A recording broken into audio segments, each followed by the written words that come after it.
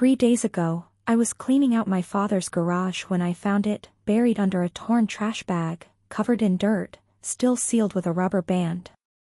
Grandma's savings book. With my name on it.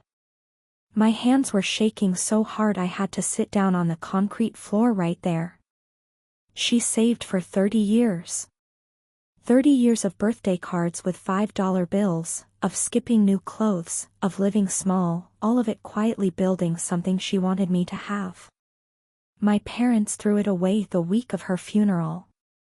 And until that afternoon in the garage, I had no idea any of it ever existed. What I found inside that book changed everything I thought I knew about my own family. 3 days ago, I was cleaning out my father's garage when I saw it, a torn trash bag shoved behind a stack of old boxes in the corner. I almost left it alone. But something made me pull it out. Inside, wrapped in a plastic sleeve, was a small savings book from First National Bank. The handwriting on the cover was my grandmother's.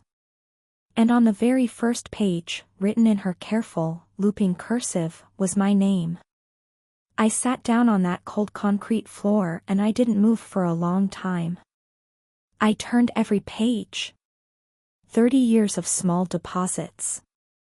$12. 20. Sometimes 40. Month after month after month. She saved all of this for me. So why was it buried in a trash bag in my father's garage? My grandmother was not a woman who wasted anything. She reused grocery bags until they fell apart. She grew tomatoes in coffee cans on her back porch. She wore the same winter coat for 15 years and never once complained about it. After Grandpa passed, she lived alone in a small house on Clover Street. 3 rooms. A kitchen that always smelled like coffee and dish soap. Every birthday, she would press a folded $5 bill into my palm and whisper the same thing. Put it somewhere safe, baby. I thought she was just being grandma. I didn't understand then that she was telling me something about herself. About what she was doing quietly, every single month, without telling a soul. She watched everything. She missed nothing. I was 24 years old and living in Tennessee when my parents called. They didn't call when she was first taken to the hospital. They called after. I drove through the night. 8 hours alone on the interstate, talking to God and bargaining with time, knowing somewhere in my chest that I was already too late. I was right.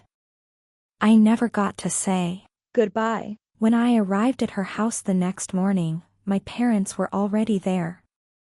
That part didn't surprise me. What surprised me was the state of the house. Drawers were open.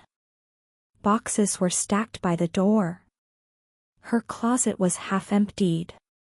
She wasn't even buried yet. I told myself they were just handling things. That it was grief. That people cope differently. I believed that for a long time. I don't believe it anymore. The reception was held at my aunt's house the afternoon after the burial. Potato salad. Folding chairs. The kind of quiet that settles over a room full of people who don't know what to say. At some point I found my father standing alone by the back door and I asked him quietly, was there a will? Did Grandma leave anything behind? He put his hand on my shoulder. He looked me directly in the eye. Your grandma lived paycheck to paycheck her whole life, sweetheart. There's nothing. I nodded. I thanked him for handling everything. Across the room, my mother caught his eye and gave a small, slow nod. I was 24 years old and I trusted them completely. That one moment, that one conversation, cost me the next 20 years. I didn't ask again for a long time. My late 20s were tight. I took out a student loan I'm still paying on.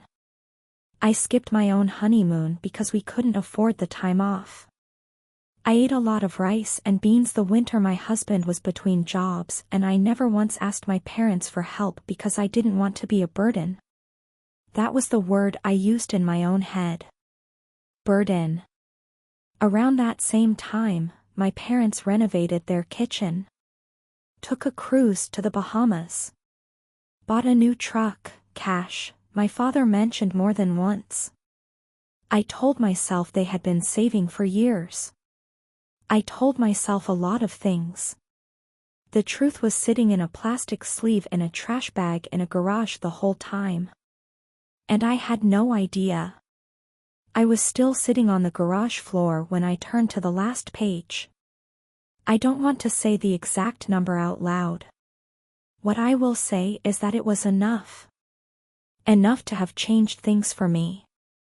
Enough to have mattered in real, practical ways during years when I was struggling just to stay afloat. The deposits never stopped. $12 in February. $30 in June. $42 in October. Month after month, year after year, in the careful handwriting of a woman who lived on almost nothing so that I could one day have something. The last entry was dated 11 days before she died. 11 days. She was still thinking about me. Still adding to it. Still planning. And somewhere in that house on Clover Street, while I was driving through the night to say goodbye, someone already knew this book existed. I drove to my parents' house that same evening. I didn't call ahead. I didn't rehearse what I was going to say. I just walked in, sat down at their kitchen table, and placed the savings book in front of my mother without a word. She looked at it for a long moment. And then her face did something I will never forget. It didn't go pale with guilt. It didn't crumble with shame. It went still. Calculating. Like someone quietly deciding which road to take. The silence lasted too long. Then she said, "Where did you even find that?" I thought we got rid of everything from that garage years ago. Got rid of. Those were her exact words. She didn't ask whose name was on it. She didn't ask what was inside. She already knew both answers. My mother called him before he walked through the door. I could tell by the way he came in. No surprise. No confusion. Just a man who had already decided what his face was going to do. He sat down across from me, folded his hands on the table, and told me that Grandma had mentioned the savings book before she passed. He said she told them personally that the money was set aside for her funeral expenses. He said whatever was left after the burial costs was used up. He said it all very calmly, like he had thought it through more than once. So I picked up my phone and slid the funeral home receipt across the table. Paid in full. By a separate check. Dated 6 weeks before Grandma died. She had already handled it herself. My father looked at the receipt for a long time. Then he looked at my mother. Neither one of them said a single word. I left without saying goodbye. I sat in their driveway for 10 minutes with the car running, savings book on the passenger seat, hands on the wheel, not moving. Then I called my husband. I told him everything. All of it. The trash bag, the 30 years of deposits, my mother's face going still, my father's story falling apart the moment I put that receipt on the table. I talked for a long time without stopping, and he listened to every word. When I finally went quiet, he said, "Don't go back in there without talking to a lawyer first." Part of me resisted that. This was my family. The word lawyer felt like a door closing that I could never reopen. It felt like choosing a side permanently. But then I thought about my grandmother pressing $5 bills into my palm every birthday. I thought about 11 days before she died, still making deposits, still believing the right people would make sure I got what she left. She trusted the wrong people. I wasn't going to make that same mistake. I called a lawyer the next morning. She listened quietly through the whole story and then asked me one question I was not prepared for. Is the account still open? I told her I didn't know. She told me to find out before I did anything else. The branch was small. The kind of local bank that still has a candy dish at the front desk and knows most customers by name. I walked in the next morning with the savings book in my hand and asked to speak with a manager. I didn't know exactly what I was going to say. I just knew I needed answers before I could take another step forward. The branch manager was a woman, maybe 60, with reading glasses on a beaded chain around her neck. I sat across from her desk and laid the savings book in front of her the same way I had laid it in front of my mother 2 days before. Except this woman's reaction was completely different. She opened it carefully, studied the account number, typed something slowly into her computer. Then she was quiet for a moment longer than felt comfortable.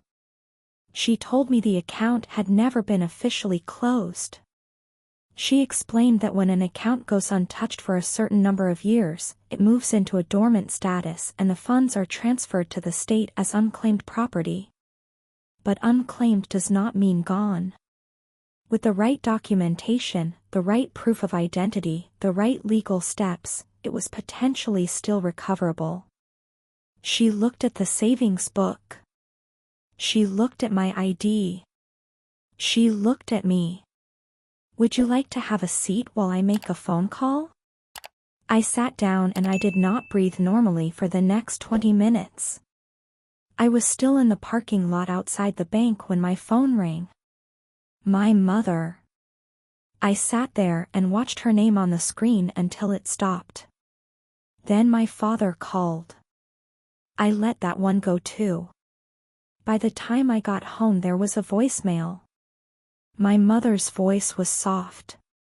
Almost gentle. The kind of gentle that doesn't come from kindness but from fear. She said she thought we should all sit down together as a family. Talk it through. Work things out before the situation went somewhere nobody wanted it to go. Those were her exact words. Somewhere nobody wanted it to go. I called my lawyer instead. That evening my father called again and this time I answered. He got on the line and for the first time in my entire life he said the word savings book out loud. He said they wanted to work something out. He said family shouldn't handle things this way. He said grandma wouldn't have wanted this. I let him finish. Then I told him quietly that I had already spoken to a lawyer and a bank, and that I would be in touch through the appropriate people going forward. He started to say something else. I wished him a good night and I hung up. For 30 years my grandmother trusted the wrong people with everything she had saved. I was done making the same mistake. The recovery process took several months. There were forms and phone calls and waiting. There were moments I almost gave up on the paperwork alone.